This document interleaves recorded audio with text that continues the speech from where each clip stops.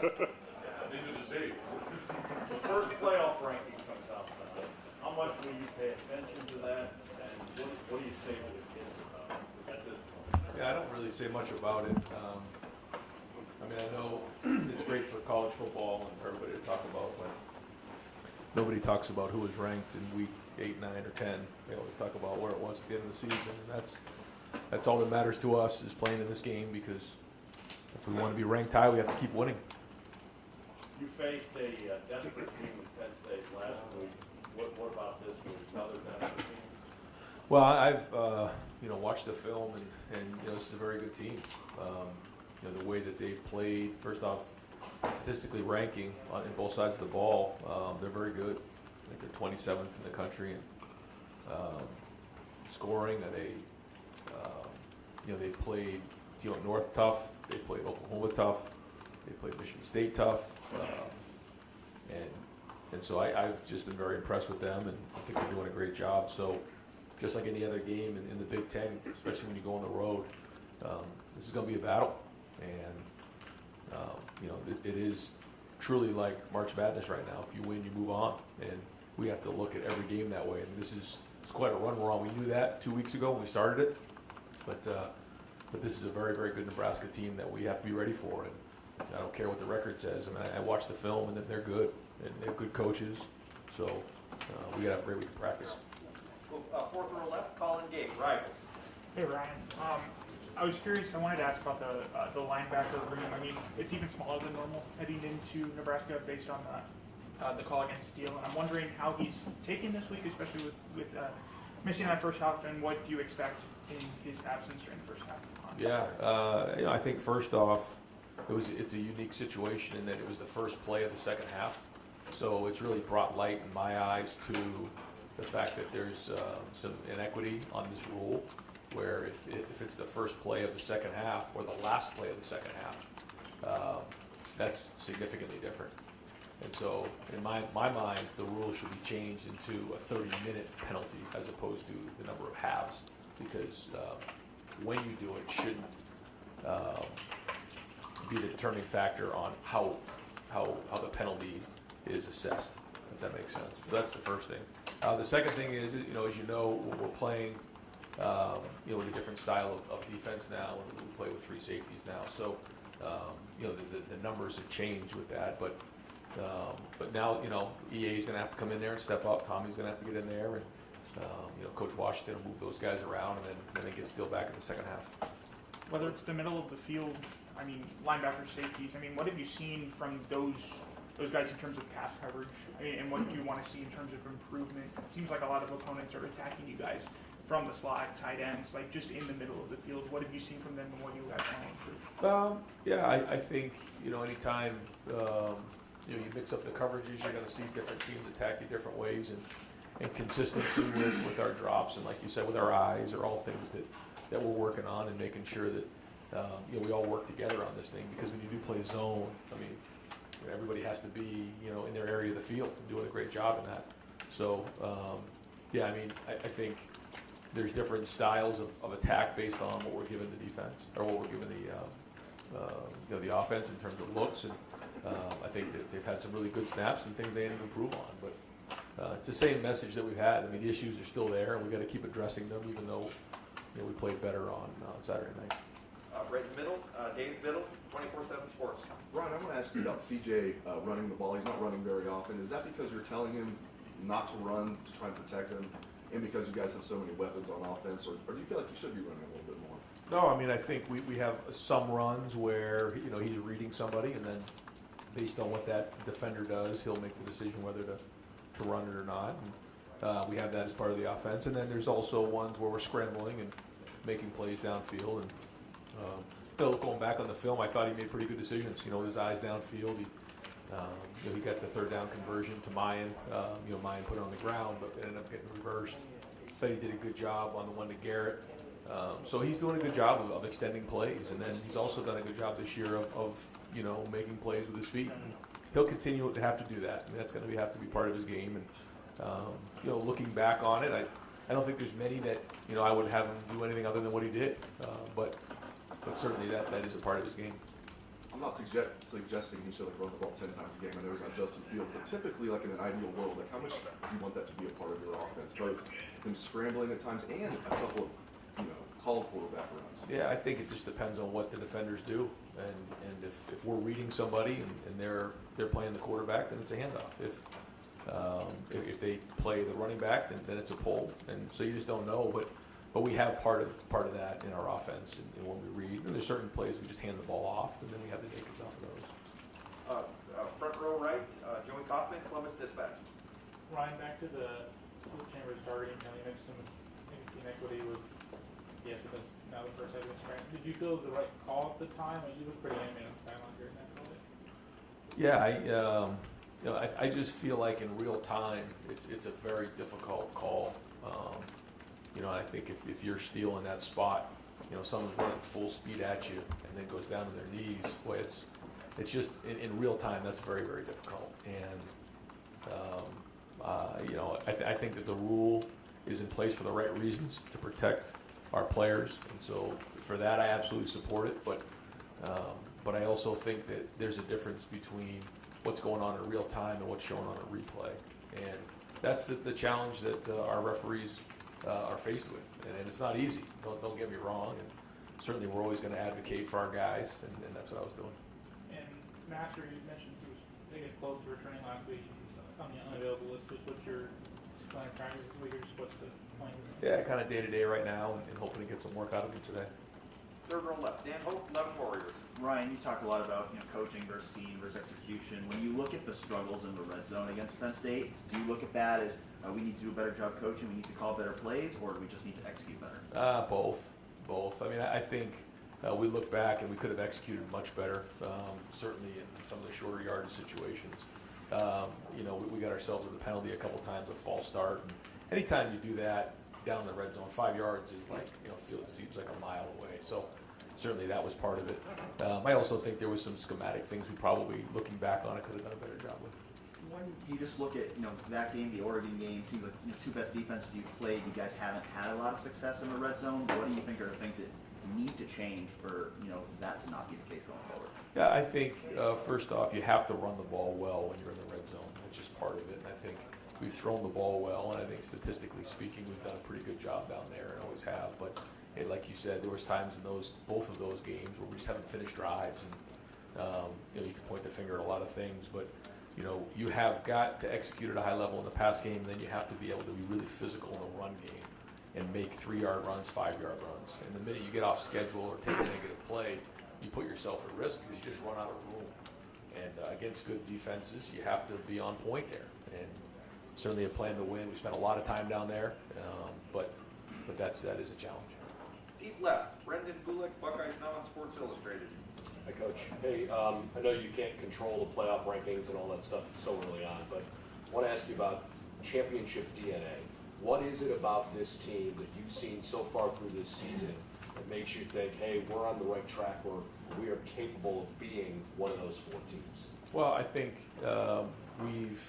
we've experienced a lot so far, and I think that's good for a young team to have experienced big wins, big losses. We've experienced close games. We've played on the road. We've played at home. We played night games. We've played afternoon games. We've been up. We've been down. And the offense has played well. The defense has played well. The offense has played okay. The defense has played okay. It's kind of been one of those seasons where we're already experienced a lot of things. So I like that part of it. We are still young, but we've gained a lot of experience throughout the year. But just the day-to-day, I've been impressed with how these guys have approached practice, how serious they approach their preparation. I think this team likes football. They like preparing at a high level. And so now we've got to really prove how consistent we are here in November, because this is where championships are won. Can you elaborate on the challenges that your offensive line faced this past week? It felt like they had some tough moments that we haven't seen from them in previous weeks. Yeah. We ended up, when you look at the stat sheet, pretty good in that area, but just the efficiency, I think we were less than 50% efficient running the ball in terms of the number of runs. And listen, Penn State has done a good job for years with that, and this year is no exception. They have a good front, they have good movement, and You know, I think we were 34 and 34 in terms of plays, pass and run, and we're always looking for that balance. And that's important to be able to control the game. And we have to be able to stay on schedule and stay efficient in the run game. And, you know, again, whether it's, you know, communicating up front, whether it's handling looks that we haven't seen and making those adjustments, that's all important. And I think we did that, especially in the second half. You can see that we made some really good adjustments in that area and hit some big runs, which was very, very important in controlling that game in the second half. But that's what you have to do in these games. You know, you just can't throw it 70% of the time, or else you're not going to control the game. And I think that's important. But sometimes you have to stick with it and keep working through the tough things. And when you're going against a team like Penn State, that's not always easy. Real quick, your defense, was that the best that they've looked this year? I think they had good plays for sure. There's still a lot to improve on, and we're going out against a very good defense this week.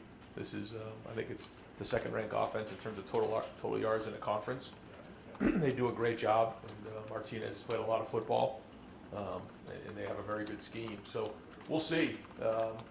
I think there was a lot of positives for sure. Certainly, anytime you create the turnovers we did and get defensive scores, you put our team in a much better position to win. So I think that it's continuing to build, but we've got to continue to stay disciplined and stay on it. And we talk a lot about white belt mentality of just starting right at the beginning and starting with fundamentals every week when you start. We got to do that on defense again this week because we got a good team. Front row right, Austin Ward, Letterman row. And that champion list for the offense was pretty short. Would you ever fudge the numbers to send a message to the team? No, I think that's something that we talked about early in the season, is that we have a standard here. And in order for you to be a champion, you have to play over 15 plays and grade over 80%. And we had one guy on offense. That was it. And we can try to make people feel better, but that's not the way this game works.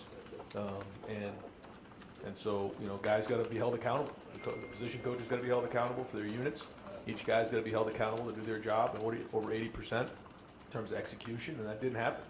I think if it does, it's a whole different game. But I think that the message is also that to win ugly like that says a lot about our character and who we are as a team. We didn't just splinter, fall apart, start pointing fingers. We played against a good defense. We didn't execute as well as we'd like to have, but we still won the game against a very good opponent, and it says a lot about this team. So I know that the win is obviously the most important thing, but how powerful of a motivator do you think creating a champion is for an individual? I don't know, but I think they take a lot of pride in it. I mean, our meetings are pretty juiced up in here. We have a lot of fun with it. The guys who win, everybody in the room understands that if you grade a champion, there's a lot that goes into that. It isn't just playing well on that day. It's the whole year. It's the sacrifices. It's the lifting. It's the running. It's the preparation in order to be at competitive excellence on that Saturday.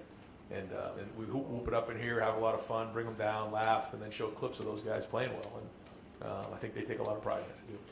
Front row middle, Bill Rabinowitz, Columbus Dispatch. Yeah, I know your mentality is to always treat every game like a playoff game, especially now. Yeah. It was easy to get up to Penn State, obviously. You're facing a team that is 3-6. I know they haven't lost the game by more than 8 points. Right. How do you kind of make sure that your guys are as up for this game as they were for Penn State or will later on? Well, you just talk to them about it, and you show them the film, and these guys are sharp. Like you said, they haven't lost the game by, I think it's more than 8 points, so these guys are very good. And, you can look at the record if you want, or you can watch the film and realize what you got here. But they need to understand that it is March Madness. And so you watch across the country week in and week out, a lot of things have happened this year. And so we can't let that happen to us. We can't have any regrets. And the only way to do that is to focus on right now and not be distracted. If you start looking ahead, if you start worrying about tomorrow, that's where you get distracted, and you've got to stay disciplined in that area. I asked you after the game if you thought that close call would be good for your team. Now you've had a few days, you watched the film. What's your sense of it? Will this help you think? I hope so. We'll see how this week goes and how this practice week goes, and if we can get guys to really dig in and understand that we have a chance to be really good. We beat a good Penn State team that didn't play our best football. And so I hope that catapults us into this week and into this game and really helps us take off into the month of November. Front row middle, Nathan Barrett, Cleveland.com.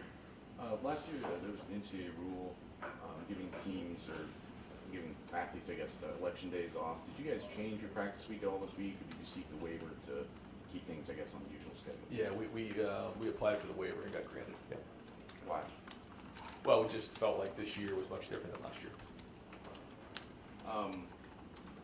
On the Neatote, I guess, what do you kind of see as his role right now? Do you like him in kind of a niche situation, or do you see him being able to still build towards something bigger this year? Well, I think he's gonna have to step up this week, Steele being out, and he's coming off of that nagging injury, and so now he's healthy again, and I think when you combine the injury with the fact that he kind of went through preseason not being sure if he was gonna play, now he's starting to come around, so now it's about the time he's gonna step up. Front row left, Bill Landis, The Athletic. Ryan, I think when you guys opted to play Thayer and Paris at guard, some of us wondered about just consistent leverage at pad level with bigger guys in that position. Then you have your right tackle is 6 foot forever. Has that been any kind of issue with those guys? Did that pop up at all against Penn State on Saturday night? No, I don't think so. Those guys are doing a great job in there and have. I just think it was more of making adjustments on some of the looks that we got. And it wasn't. Some of the plays were blocked pretty good, and just the timing of everything, and that didn't quite pop things out to the next level. But there was other things that we didn't block very well either. So it's a little bit of everything in there. But no, those guys, I think can go to tackle, they can go to guard, they can move around. They're pretty versatile in there, and they have good flexibility, so they can get underneath guys inside. And down on the red zone, I know you said you were overall fairly pleased with what you had called. Maybe the execution was the problem.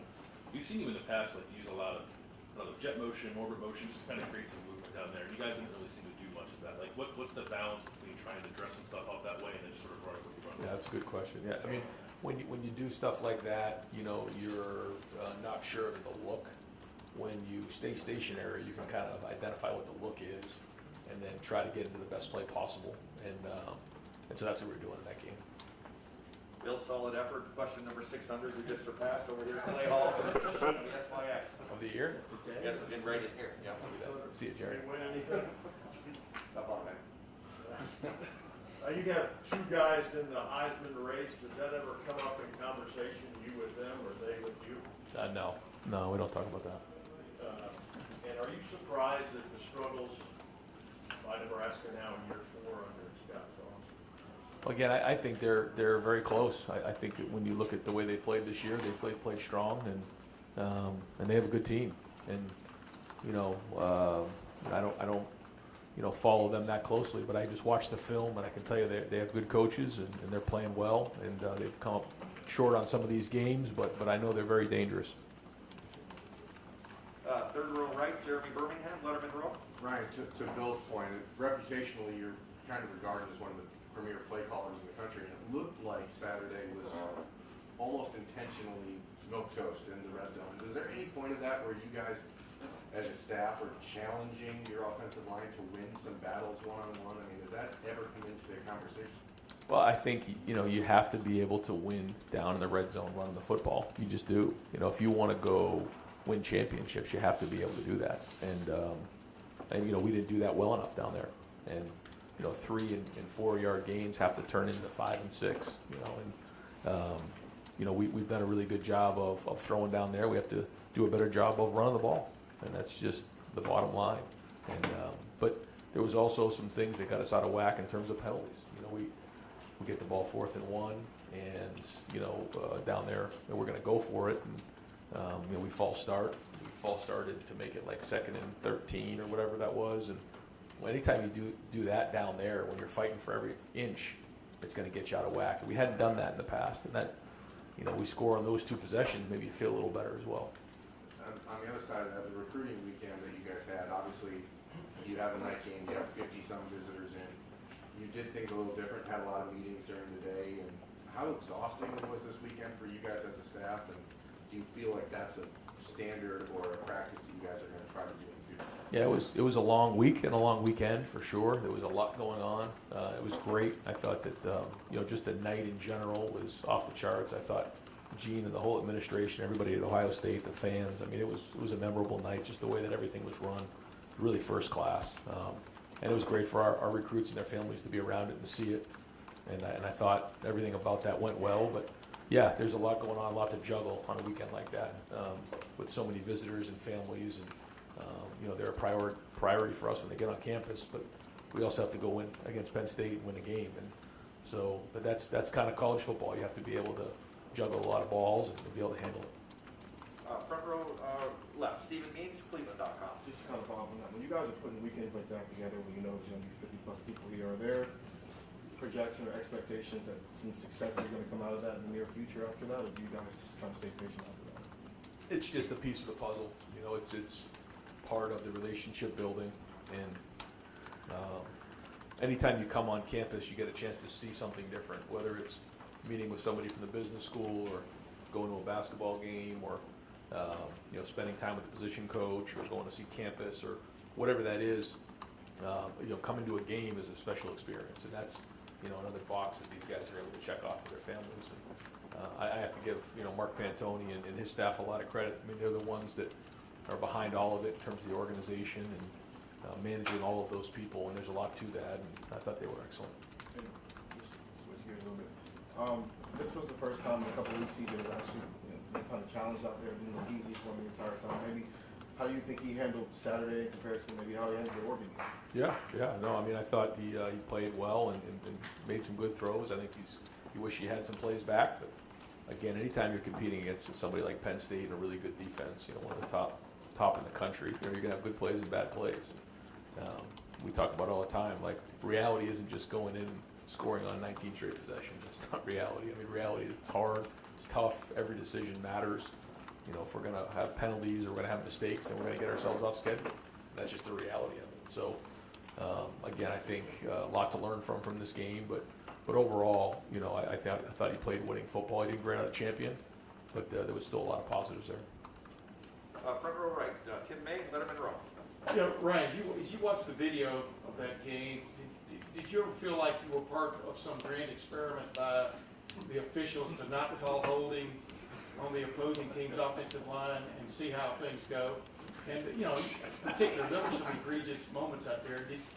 Did you make any note of that to the Big Ten? Just what was your take on it? We always, we'll look at the film afterwards, and if there's things that are concerning, we send it to the office for review and then some feedback, and we did that. Listen, the refs have a tough job. I mean, they hear it from all angles, and I get it, but certainly we have to advocate for our guys, and when we see something that doesn't quite look right, we have to make sure we recognize that and do that in certain ways, but also being respectful, being professional. But I mean, certainly there were some things we did turn in. Yes. Yeah. And it's the best way possible. pretty good. I don't think you get fined for that. Okay, good. How much does CJ have any autonomy on the field when he sees them stack the box, load the box, to get out of a play, or does that always come from the sideline? Like when you frantically Sure. signaled in the pass to Chris Olave, which was a huge call. But what is his autonomy at this point in his career? Yeah, he does have some things where he'll come up and he'll change it, certainly in protection, but even in the run game, he has some things that will give him a couple plays, and we're adding more and more of that to his plate as he goes. But for the most part, we handle most of the decisions on the sideline. Third row middle, Doug Maurice, Cleveland.com. Ryan, specifically in the red zone, I think the second and third down runs before the false start on 4th and 1. The backside linebacker kind of knifed in and made 2 tackles.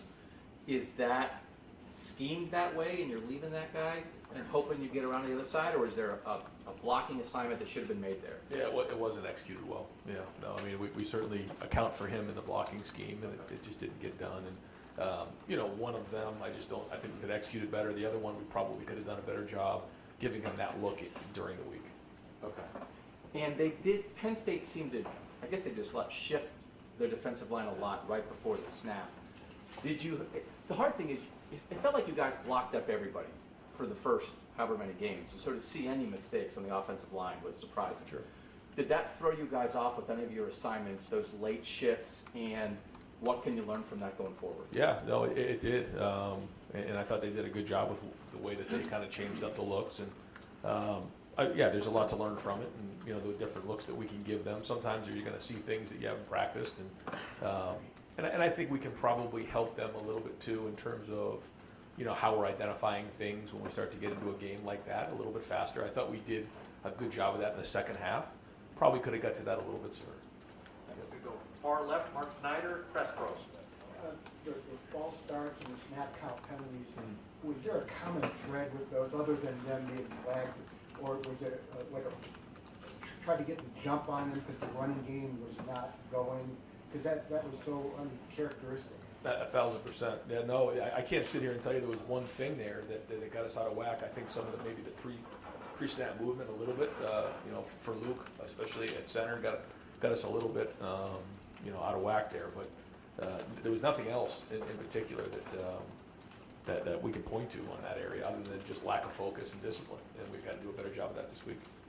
When you're in practice the next 2 days, I mean, is that something that's easily cleaned up, or is that, because again, that didn't happen. Right, yeah, no, and usually if a guy false starts or something, we'll have him do a lap, and we're all over that. And we haven't had that many of those issues, but we'll be all over it this week to try to get it addressed. Yeah. Go to the far right, Adam Katie, WBNS. You guys had another defensive score this week. I think Ron Cage's probably still out there running, trying to recover. But how does that help you guys offensively with a young quarterback build his confidence up, knowing that the defense is still not? Yeah, I mean, well, when you get something like that happen, it flips the game, and I think it's the 6th time this year, which is unbelievable. So it's a huge lift for the offense. And I think that when you look at Jaron's career here, it's a tribute to him and his hard work.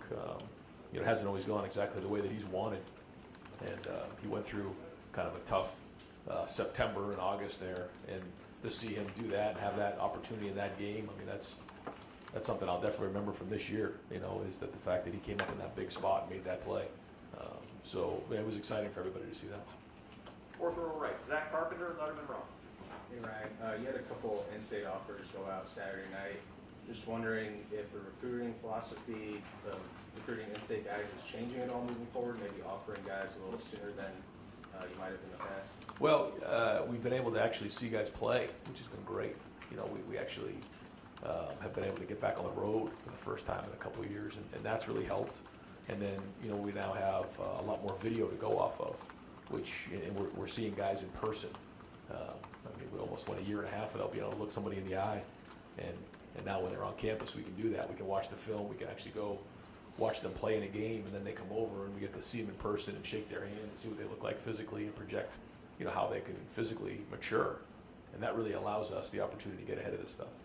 Yeah, and then asked you last week about the big official visits weekend, first week of June.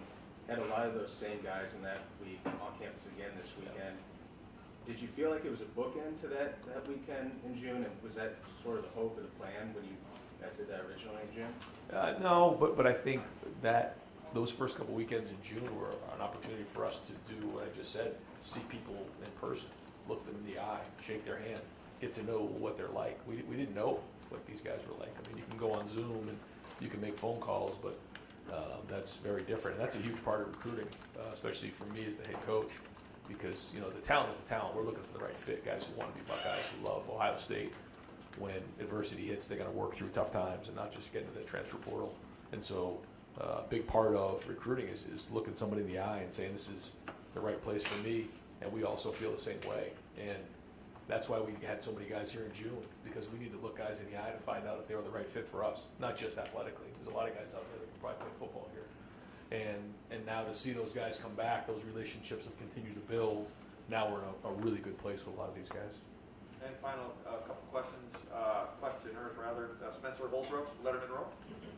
Ryan, back in September when you guys lost to Oregon, Jackson still had just a breakout game and had his best career day, and then you guys struggle offensively, but the lone champion is Jackson. Is there something that he's doing that just makes him, just consistently always there that some of the other guys can learn from on the offense? I mean, I think he's certainly talented. I mean, he has a great skill set of quickness inside. He can understand space. He knows how to set guys up. He's got strong hands. He's very competitive. He's tough. Does a really good job blocking. I think those are all his strengths. He's got more than that, I guess, but and he's highly competitive. And I think those are the things that, you know, the rest of the guys in the offense see. What have you seen from him that has grown since earlier in the season when he's finally getting on the field and not just playing a truncated season? What have you seen from him that has been Yeah, just maturity of his daily approach and his consistency. You know, you can flash when you're young, but you have to bring it every single day. You got to be able to take the meeting to the field. You know, the first time a play is installed, you know, does it take 2 and 3 times before he gets it right, or can you visualize that and work out all the kinks in the first couple times he runs it, so that when you get to Saturday, you only have so many reps on Tuesday, Wednesday, and Thursday to get a single play right. And the maturity of a veteran player is that he doesn't need a whole bunch of reps to get that right with the quarterback, and I think I've noticed that in the last couple of weeks. And we'll finish up with fourth row middle, Pat Murphy, 24/7 Sports. Ryan, back to the red zone stuff. Obviously, you guys have had success in that area this year. So when you have a game like this where it's a struggle, how do you balance not overdoing it in practice when you know that there's been success and film to watch, and then saying, hey, maybe this is an issue as we play better teams? How does that balance work this week in practice? Yeah, I mean, we're not going to change how we allocate our time. It's just we got to do a better job of executing and you know, finding the right things to put our guys in the right position to be successful. That's it. And it's a little bit of both in there, and we'll continue to work on it. And you know, you start to overdo it in one area, it'll show up in another area. So we've got our hands full on first, second down, and on third down as well. Great, Coach. Thank you very much. Thanks.